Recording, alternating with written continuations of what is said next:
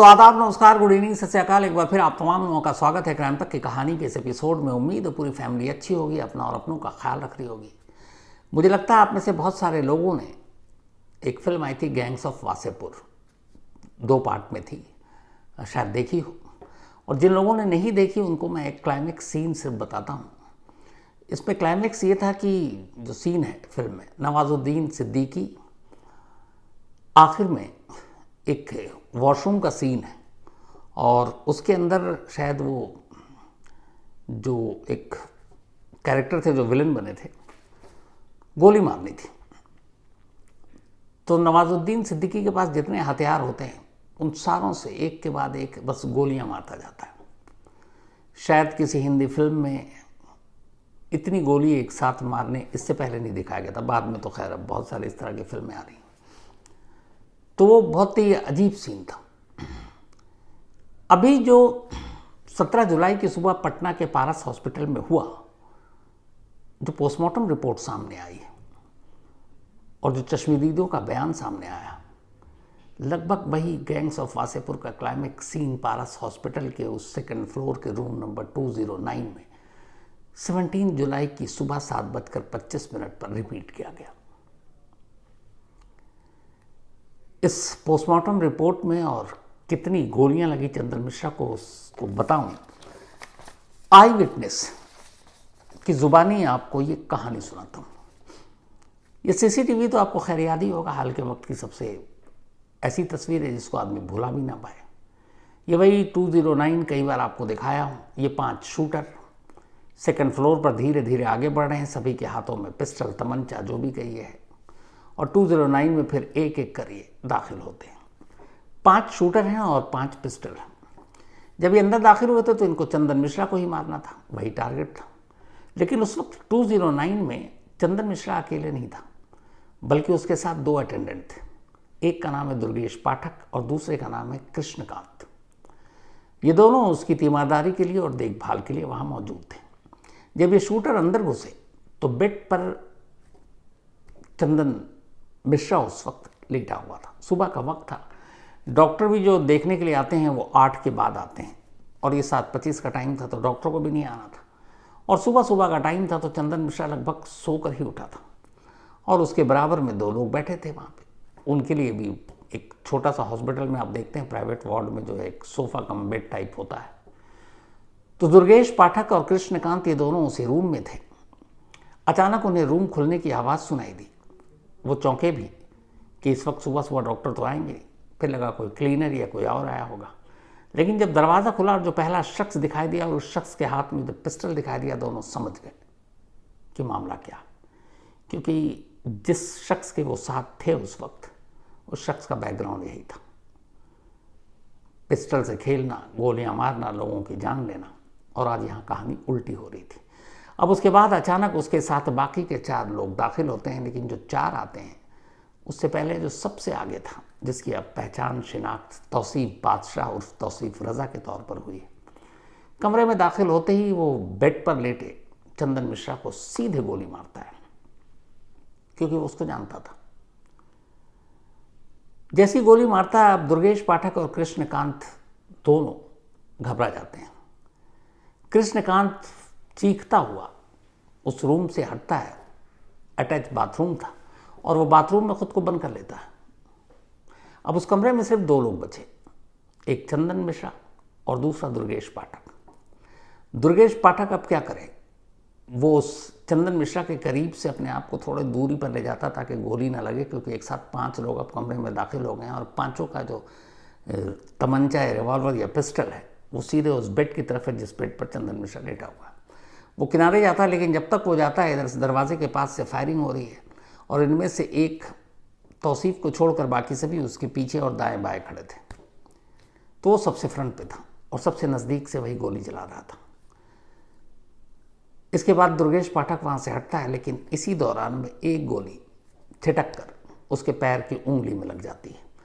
अब वो डरा सहमा उसी कमरे के कोने में खड़ा है। उसकी हिम्मत भी नहीं हो रही है कि वो पलट कर देखे हो क्या रहा है। और उन 5 शूटरों को भी पता था कि वो यहाँ किस लिए आए। उन्हें किसी और की जान लेनी भी नहीं थी शायद। इसलिए 4 शूटर अगले 10 सेकंड तक जब तक कमरे में रहते हैं गोलियां चलाते रहते हैं, रुकते नहीं हैं। फिर वो निकल जाते हैं। 5वां शूटर यानी उनका सरदार तौसीफ वो वहीं खड़ा रहता है, फिर से पिस्टल लोड करता है, फिर गोली मारता है। इसके बाद दोनों निकल जाते हैं, जो 4 पहले और फिर एक 5 निकल जाते हैं। और तब दुर्गेश पाठक चीखता है, फिर कृष्णकांत डरा सहमा बाहर आता है। इसके बाद ये लोग शोर मचाते हैं, लेकिन शोर मचाने के बावजूद अस्पताल के लोग कितने बजे फिर पहुंचते हैं वहाँ पर, ये अब मैं नहीं, दुर्गेश पाठक ने, जो शास्त्री नगर पुलिस स्टेशन है जो पारस हॉस्पिटल के जुरिसडिक्शन में आता है, ये पहली शिकायत है जो दुर्गेश पाठक ने लिखाई है अपनी तरफ से, क्योंकि वो उस कमरे में मौजूद था जब चंदन मिश्रा का मर्डर हुआ। तो ये वो शिकायत पत्र है, ये वो कॉपी है जो दुर्गेश पाठक ने शास्त्री नगर पुलिस को दी।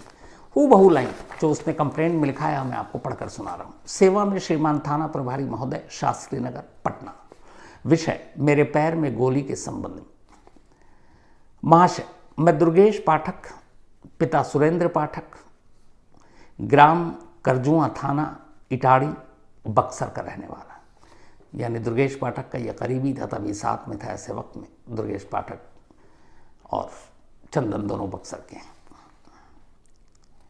आज दिनांक 17/7/2025 सुबह करीब 7:20 में पारस हॉस्पिटल पटना में रूम नंबर 209 में इलाजरत चंदन मिश्रा, पिता मंटू मिश्रा, और कृष्णकांत पांडे, पिता ब्रिज किशोर पांडे के साथ बैठा था।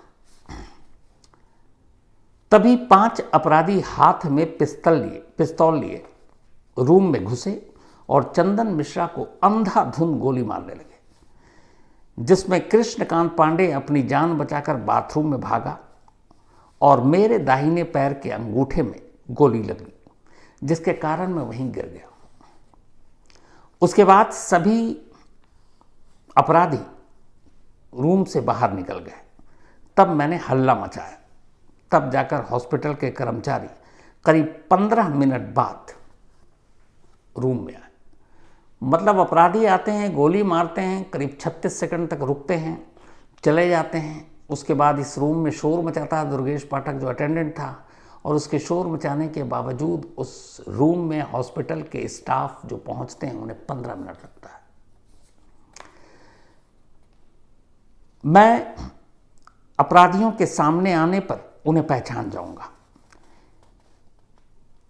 1 घंटे के बाद फिर मुझे हॉस्पिटल प्रशासन के द्वारा बताया गया कि चंदन मिश्रा की मौत हो गई है।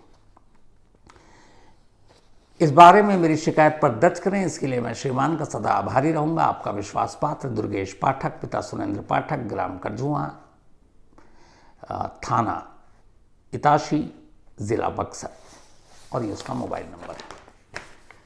तो ये है वो दुर्गेश पाठक जो इस शूटआउट का चश्मदीद था।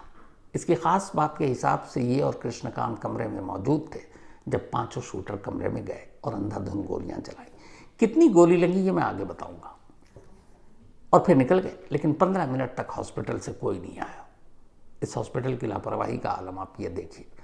जबकि एक सीसीटीवी फुटेज आया है और शायद उसमें यह है कि जब ये 5 शूटर अंदर घुसते हैं और गोली चलाते हैं तो इसका एम्बियंस यानी कि साउंड भी रिकॉर्ड है, और उस गोली की आवाज़ कैमरे तक पहुंच रही है, और गोली की आवाज़ इतनी तेज़ और इतनी ज़्यादा है और काफ़ी देर तक है कि हॉस्पिटल के जो एडमिनिस्ट्रेशन या बाकी लोग हैं उनके कानों तक पहुंचनी चाहिए, लेकिन कोई नहीं आया। 15 मिनट के बाद आया। तो 3 लोग थे कमरे में, निशाने पर एक ही शख्स था। ये पहली कंप्लेंट। अब ये तो हुई शूटआउट के वक्त एक चश्मदीद था जिसने जो कुछ देखा, दुर्गेश पाठक। हालांकि इसकी मरहम पट्टी हो गई है उसी अस्पताल में जिस अस्पताल में शूटआउट हुआ, अंगूठे पर गोली लगी थी। लेकिन इससे ये भी हो गया कि उस रूम में 2 और लोग थे। शूटर को किसी और को मारने का इरादा नहीं था, उनका बड़ा क्लियर था कि चंदन मिश्रा को मारना और ये श्योर करना है कि वो मर जाए। अब ये दूसरी कंप्लेंट है और ये बड़ा सीरियस है। ये चंदन मिश्रा के पिता ने लिखा है उसी शास्त्री नगर थाने में, और इस कंप्लेंट में वो एक साजिश की तरफ इशारा कर रहे हैं या शक जता रहे हैं। ये पूरी शिकायत हूबहू आपको पढ़कर सुनाता हूँ जो चंदन मिश्रा के पिता ने लिखाई है। और इनके पिता का नाम है श्रीकांत मिश्रा। तो ये है कि थाना प्रभारी महोदय, शास्त्री नगर, पटना। विषय: पारस हॉस्पिटल में डॉक्टर पिंटू कुमार सिंह एवं हॉस्पिटल प्रशासन ने साजिश करके मेरे पुत्र की हत्या कराने के संबंध में। मतलब हॉस्पिटल के डॉक्टरों पर ये इल्जाम लगा रहे हैं, कंप्लेंट जो दी है पुलिस को। महोदय, मैं श्रीकांत मिश्रा बक्सर का रहने वाला हूं। 15/7 यहां पूरी टाइमलाइन भी है। 17 को ये शूट आउट हुआ, उससे 2 दिन पहले मैंने आपको बताया था चंदन मिश्रा हॉस्पिटल में एडमिट हुआ था। तो दिनांक 15/7 को मेरा लड़का चंदन मिश्रा फिस्टुला का लेप्रोस्कोपिक सर्जरी कराने के लिए पारस हॉस्पिटल पटना में भर्ती हुआ था। अब ये उन्होंने बीमारी भी बताई है, फिस्टुला का लेप्रोस, जो मैंने आपको उस दिन बताया था, बवासीर और उसका इलाज जो था। तो उसी की सर्जरी के लिए ये गया था, पटना में भर्ती हुआ था 15 तारीख को। 15 जुलाई को ही दोपहर 1 बजे, यानी जिस दिन भर्ती हुआ, से 3 बजे के दरमियान सर्जरी हो गया। यानी 15 की सुबह एडमिट हुआ और 15 की दोपहर 1 से 3 के बीच में surgery complete. Doctor Pintu Kumar Singh, general surgeon, जिन्होंने ये सर्जरी की, उन्होंने बोला कि कल आपकी छुट्टी 4 बजे शाम तक हो जाएगी। यानी सर्जन ये कह रहा है कि आज 15 को आपकी सर्जरी हुई और 16 को 4 बजे तक आपको डिस्चार्ज कर दिया जाएगा। 16/7 को मेरा बेटा चंदन डिस्चार्ज करने को बोला। अभी तक यार थी वो खुद नहीं हुआ, लेकिन इस शिकायत के हिसाब से 16 जुलाई को मेरे बेटे चंदन मिश्रा ने डिस्चार्ज करने को बोला। तो डॉक्टर पिंटू कुमार सिंह बोले कि आपका 17/7/2025 को डिस्चार्ज हो जाएगा। यानी 16 को नहीं, 17 को होगा। और आज दिनांक 17/7/2025 की सुबह 8 बजे रोशन पांडे के द्वारा फ़ोन पर सूचना मिला कि हॉस्पिटल के अंदर इलाजरत आपके पुत्र चंदन को 4-5 अपराधियों द्वारा गोली मार दिया गया है। और इस सूचना पर हम पारस हॉस्पिटल पहुंचे तो देखा मेरा पुत्र चंदन मिश्रा मृत अवस्था में हॉस्पिटल में स्ट्रेचर पर पड़ा हुआ है। मीडिया में चल रही न्यूज़ के जरिए मुझे फिर ये पता चला कि इसमें 5 लोग शामिल थे, लेकिन मैं इनमें से सिर्फ 3 को ही पहचान पाऊंगा अगर ये तीनों मेरे सामने आ जाएं। और उन्होंने इन तीनों का नाम लिखा है। जो 3 नाम लिखे हैं वो मैं आपको पढ़कर बताता हूँ जिसे कंप्लेंट में, क्योंकि इसमें आधा कट गया है। लेकिन जो 3 नाम हैं वो ये है। इसमें से पहला नाम है बलवंत सिंह, पिता नहीं मालूम, ग्राम लिहाजपुर, थाना ब्रह्मपुर, जिला बक्सर। ये बक्सर का ही है। तो बलवंत सिंह पहला, जो 5 शूटर सीसीटीवी कैमरे में कैद हुए, उसको चंदन मिश्रा के पिता ने पहचाना है। और पहले शूटर के तौर पर उन्होंने जिसका नाम लिया कि मैं जानता हूँ वो बलवंत सिंह। इसके अलावा दूसरा शूटर मोनू सिंह, ये भी बक्सर का, और ये वही मोनू सिंह है जो शेरू का बहुत करीबी है। इसके अलावा इन्होंने तीसरे शूटर का जो नाम लिया है वो है तौसीफ बादशाह। बलवंत सिंह, मोनू सिंह और तौसीफ बादशाह, इन तीनों को इन्होंने सीसीटीवी कैमरे में देखकर पहचान लिया और उन्होंने ये कहा कि इन तीनों को मैं जानता हूँ। और तीसरा है तौसीफ, जो सबसे आगे आगे था। तो इन तीनों को पहचानने की बात की और साथ ही उन्होंने कहा है कि इस अस्पताल प्रशासन के खिलाफ तीसरा तौसीफ बादशाह।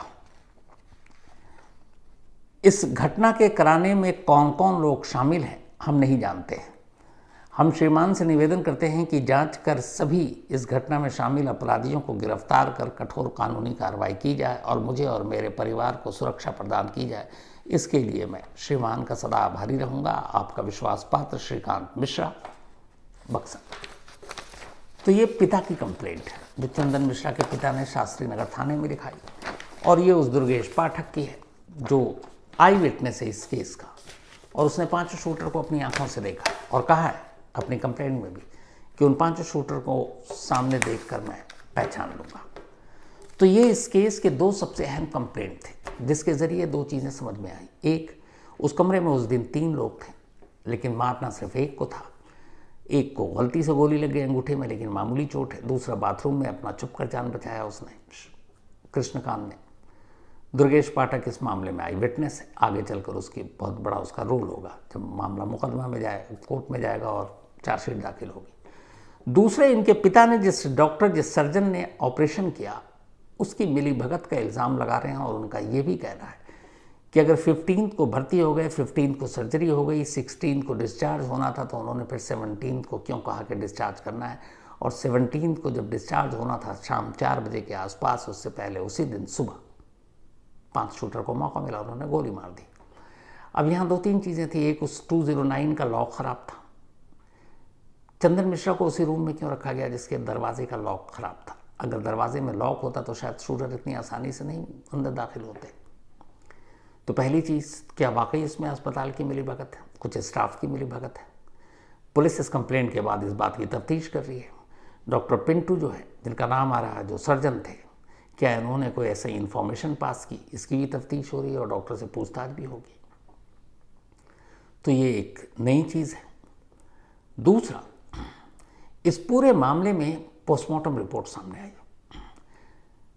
पटना पुलिस का ये कहना था कि करीब 2 दर्जन से ज़्यादा गोलियां चली। जॉन ऑफिशियल हमारे सहयोगी हैं पटना में, उन्होंने बताया कि पोस्टमार्टम रिपोर्ट में चंदन मिश्रा के जिस्म से 32 गोलियां निकली। 32 गोलियां। और जख्म कहां कहां थे? कंधे से लेकर पैर तक। मतलब कंधे से लेकर पैर तक बिल्कुल नज़दीक से गोली मारी गई। शायद चंदन मिश्रा का काम पहले 1-2 गोली में ही हो चुका था, और सबसे ज़्यादा जो गोलियां थी वो पेट और सीने पर थी। 32 गोलियां। पटना पुलिस के हिसाब से 2 दर्जन से ज़्यादा गोलियां। तो 2 दर्जन का मतलब 24, इधर अनऑफिशियली बताया जा रहा 32। तो 24 भी कम नहीं और 32 भी कम नहीं। इसीलिए मैंने शुरू में कहा था गैंग्स ऑफ वासेपुर का वो क्लाइमेक्स सीन, जिसमें अंधाधुन वो काफ़ी देर तक गोलियां मारता रहा। अब यहाँ पर अगर आप कैलकुलेट करें, 10 सेकंड तक 4 शूटर गोली चलाते हैं। अच्छा, 5 चूंकि पिस्टल लेकर गए थे, तो ये भी नहीं है कि कोई खाली हाथ था। और एक 36 सेकंड तक मेन, तौसीफ, बादशाह या रजा, तो इतनी गोलियां मुमकिन है। तो इसका मतलब यह हो कि इन लोगों ने छलनी करके रख दिया। अब ये तो रही गोलियों की बात। एक चीज़ जो बहुत सारे लोगों ने मेल में लिखा और इस वक्त बिहार में और पटना में इस सवाल को पूछा जा रहा है, और वो ये है कि बिहार पुलिस, बिहार के लॉ एंड ऑर्डर को लेकर ये एक सीसीटीवी कैमरा कई सवाल पूछ रहा है। क्रिमिनल होते हैं, अपराधी होते हैं, हर जगह होते हैं, क्राइम होता है, मर्डर होता है, हर जगह होता है, इसमें कोई नई बात नहीं है। लेकिन ऐसी तस्वीर बड़े कम ज़माने के सामने आते हैं जिसमें एक शूटर, जिसके चेहरे पर डर के निशान दूर दूर तक नहीं है, बल्कि 1-2 ने लिखा और मैं उनसे सहमत हूँ कि सर, इस तरह की तस्वीरें देखकर नई जनरेशन, यंग लड़के जो वैसे भी क्राइम की तरफ या तो उतर चुके हैं, कूद चुके हैं, उसको अपना आइडियल मानने लगेगा। तौसीफ बादशाह को, उसके सोशल मीडिया के प्रोफाइल को देखकर, वो क्या क्या सोशल मीडिया पर जो डालता है और जिस तरीके से उसने इस शूटआउट को अंजाम दिया, वो उसकी हर चाल, हर वॉक, उसका बॉडी लैंग्वेज, उसका चेहरे को खुलेआम रखना, उसका उस अंदाज में कमरे में जाना, बिना खौफ फिर कमरे से बाहर निकलकर टहलते हुए जाना, ये सिर्फ एक तस्वीर नहीं है। असल में ये बिहार पुलिस के लिए एक बेहद शर्मनाक चीज़ है। वो ये कि एक शख्स इस तरीके से जाकर किसी को मारता है, वो भी एक नामी हॉस्पिटल के अंदर घुसकर, चेहरे पे कोई शिकन नहीं, कोई डर नहीं, कानून का खौफ नहीं। इसका मतलब है कि बिहार पुलिस का खौफ ही नहीं है लोगों के दिलों में। और जिस तरीके से उसने इस वारदात को अंजाम दिया, वाकई इस बात का डर है। और मैं इससे सहमत हूँ जिन लोगों ने भी लिखा कि क्या इससे नई नस्ल और जो नए लड़के हैं जो क्राइम की तरफ या क्राइम की दुनिया की तरफ भाग रहे हैं, सोशल मीडिया को देखकर ऐसे लोगों को अपना आइडियल बना लेते हैं, ये तो उनके लिए और भी ख़तरनाक है कि वो देखेंगे, यार देखो, ऐसे हीरो की तरह जा रहा है, हीरो की तरह एंट्री कर रहा है। हालांकि जब वो पकड़ा जाएगा उसका अंजाम भी एक विलेन जैसा होगा। लेकिन ऐसी तस्वीरें किसी भी स्टेट के लॉ एंड ऑर्डर और पुलिस पर एक सवालिया निशान है। और निहायत अफसोस है मुझे भी कि इस तरह की चीज़ें और इस शक्ल में हमारे सामने आ रही हैं। ये डरावनी है, क्योंकि क्राइम को कभी इस तरीके से आप ग्लोरीफाई नहीं कर सकते, न क्रिमिनल को। एक क्रिमिनल क्रिमिनल होता है, लेकिन आज के दौर में क्रिमिनल खुद को सोशल मीडिया के ज़रिए हीरो बनाने की कोशिश कर रहे हैं, रॉबिन हुड वाली छवि दिखाते हैं और ऐसे वीडियो बनाकर लोगों के अंदर एक खौफ भी पैदा करते हैं और साथ में पुलिस को चैलेंज करते हैं कि तुम मेरा क्या करोगे। अफसोसनाक कहानी। तो खैर, आज की कहानी में इतना ही। अब आपसे मुलाकात होगी मंडे को। वैसे कल संडे है, रात 11 बजे आज तक पर क्राइम कहानियाँ विश्रम्स आप में से जो भी देखना चाहें देख सकते हैं। और मंडे किसी नई कहानी के साथ आपसे मुलाकात होगी। तब तक अपना और अपनों का ख्याल रखिएगा। Thank you very much.